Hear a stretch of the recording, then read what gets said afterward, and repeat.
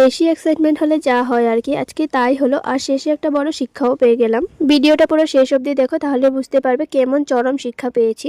আমরা যেহেতু যাচ্ছি গুয়াহাটি, তার জন্য ঘরে খাওয়া দাওয়া করে ভাবলাম একটু ঘুমিয়ে নেব, কিন্তু ঘুমটা আর হলো না। ওই যে বললাম না, এক্সাইটমেন্ট।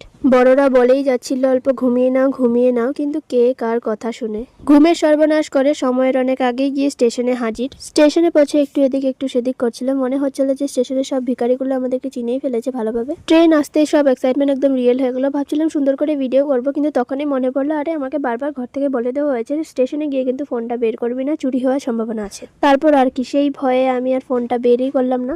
ভিডিও পরে হবে, আগে নিজের ফোনটাকে বাঁচাই। তারপর ফটাফট ট্রেনে উঠে পড়লাম। উঠেই দেখি সিটই নাই, হায় রে পোড়া কপাল। কোনো মতে সবাই অল্প অল্প জায়গা বের করে বসে পড়লাম। পুরো টিমটা একদম ছড়িয়ে গেল।